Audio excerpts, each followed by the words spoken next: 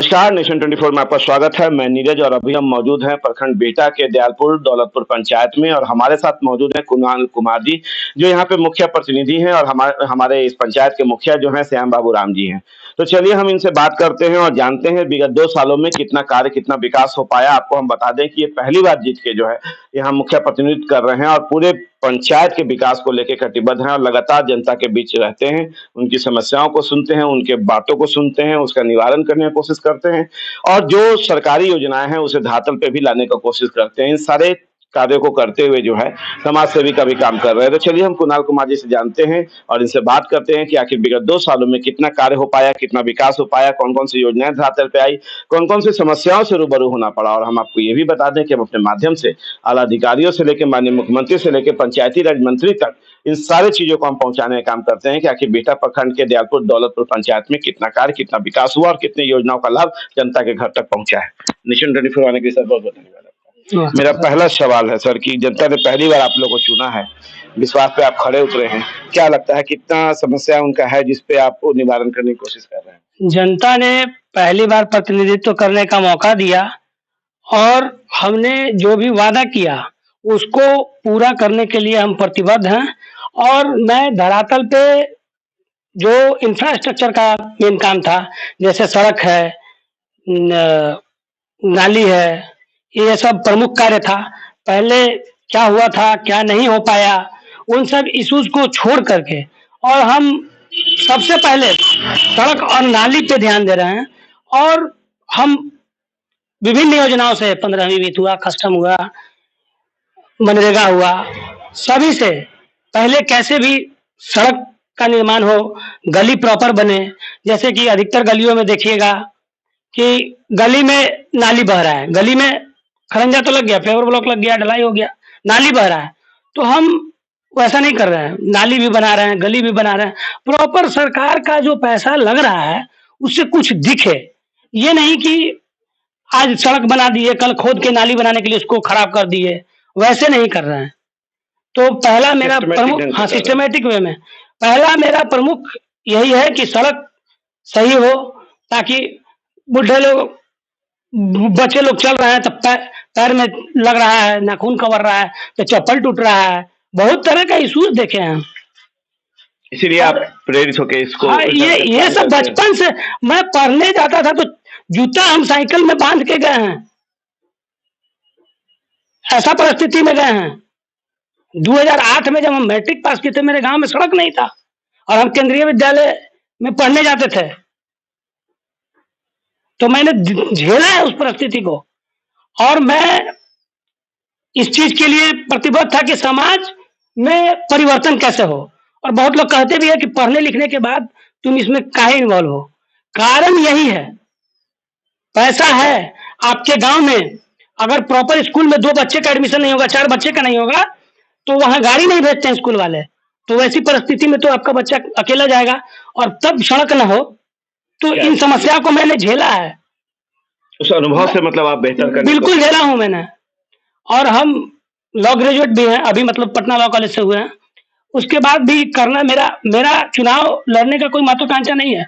समाज बदले, basic infrastructure गांव में भी हो, स्मार्ट विलेज बने, यही मेरा मुख्य उद्देश्य है और कोई राजनीतिक महत्वाकांक्षा नहीं है।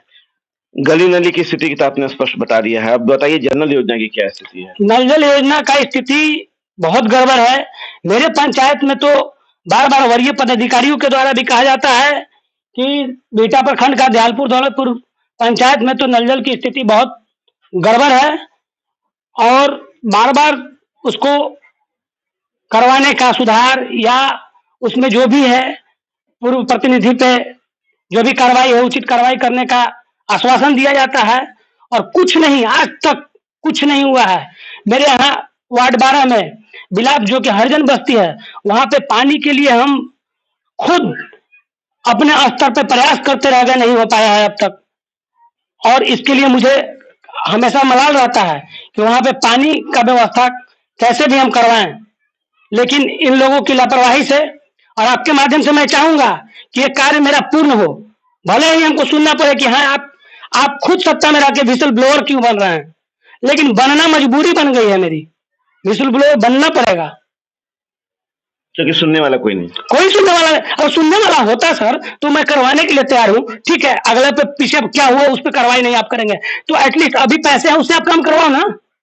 जो नीडी पीपल है उनको आज पानी चाहिए, गर्मी के दिन में चाहिए, ना कि सर्दी के दिन में चाहिए।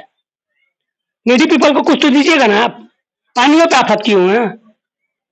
बहुत और बड़ी मुखिया बात। लोगों को इस तरह से बांध दिया गया है कि नहीं ऐसे योजना खोलना, पैसा है लेकिन उसमें टर्म एंड कंडीशन, वो तो विभाग के द्वारा गाइडलाइन है उसका तो पालन करना मजबूरी है। लेकिन कुछ ऐसी चीजें हैं जिसमें कि आजादी भी दी जाए, कुछ ऐसा जिस तरह से कंटिजेंसी है तो कंटिजेंसी से मान लें कि मुखिया जी कुर्सी टेबल इक्विपमेंट्स ले सकते हैं, तो उस तरह से कुछ ये हो कि कुछ भी इस फंड से हो सके, ऐसा कुछ उतना सफिशिएंट अमाउंट नहीं दिखता है। इसमें बहुत सारा क्लॉज लगा होता है, टर्म एंड कंडीशन लगा होता है, कस्टम में भी ऑनलाइन एंट्री है, बहुत सारा चीजें हैं, 15वीं में भी है। हम यही चाहेंगे कि जो भी सुधार नहीं आया है वो सुधार किया जाए। अभी सोलर लाइट का है तो ये भी मेंटेनेंस के साथ लगे, ये नहीं कि कोई एजेंसी आए लगा के चला जाए। जब तक उसमें मेंटेनेंस का क्लॉज प्रॉपर नहीं होगा वो बेकार है, धरातल पे नहीं उतरेगा। क्योंकि खराब होने पर हाँ, सरकार जिससे लगवाए मेंटेनेंस का क्लॉज जरूर उसमें लगे। मनरेगा के तहत कितना कार्य हुआ है? मनरेगा के तहत हमने मिट्टी का भी काम, लोगों को रोजगार और मिट्टी से रास्ता, आहर पानी, पोखर जो सरकार का मकसद है बचाना, वो तो करवाए ही। साथ ही साथ हमने क्योंकि प्रॉपर अमाउंट नहीं आ पाता है इतना कि बहुत सारा नली गली करवाया जा सके, तो मैंने मनरेगा से भी पक्का काम करवाया है और मनरेगा से कम 5-6 पक्का काम तो करवा ही दिया है। ज्यादा ही हुआ है, मतलब मिनिमम मैं बता रहा हूँ। और प्रधानमंत्री आवास योजना की क्या स्थिति आपकी? प्रधानमंत्री आवास योजना में लिस्ट में मेरे यहाँ जो लिस्ट हमको मुखिया जी के बनने के बाद मुखिया जी को मिला, उसमें 297 था लिस्ट में नाम, और उसमें हम जो शेड्यूल कास्ट वाला 55 था, उसमें कुछ लोगों को छोड़कर जो डिलीट हो गया कुछ कारण से नाम, उन लोगों को छोड़कर जनरल में हम 33-34 सीरियल नंबर पे शायद पहुंच गए हैं। उसके बाद से अभी थोड़ा पेमेंट बंद है, काम महीने 2 महीने पेमेंट आने के हाँ बाद पेमेंट नहीं आ रहा है, बंद है। स्कूल की स्थिति क्या है? स्कूल की स्थिति, बच्चे जाते हैं लेकिन अभी गुणवत्ता उसमें सुधार की बहुत जरूरत है, गुणवत्ता नहीं है। बहुत सारे स्कूल में मैंने ये भी देखा है कि दबंगई से जी वरीय शिक्षकों को प्रधानाचार्य नहीं बनाया जा रहा है और स्थानीय जो शिक्षक हैं वो लोग जबरदस्ती चार्ज लिए हुए हैं, तो ये बिल्कुल गलत बात है और उसमें हम हस्तक्षेप नहीं कर सकते, लेकिन विभाग के वरीय पदाधिकारी तो हस्तक्षेप कर सकते हैं ना। के पाठक के आने यहाँ के तक बाद कि किसी को चार्ज नहीं दिया जाता है, चार्ज ले लिया तो बेचारा का इतना परेशान किया जाता है कि वो 9 महीना बाद शिक्षा समिति 9 महीना तक गठन नहीं कर पाता है, साल भर तक। तो ये क्या है, वो राजनीति का अखाड़ा है, वो विद्यालय है, हमारे पंचायत के बच्चे पढ़ेंगे लिखेंगे।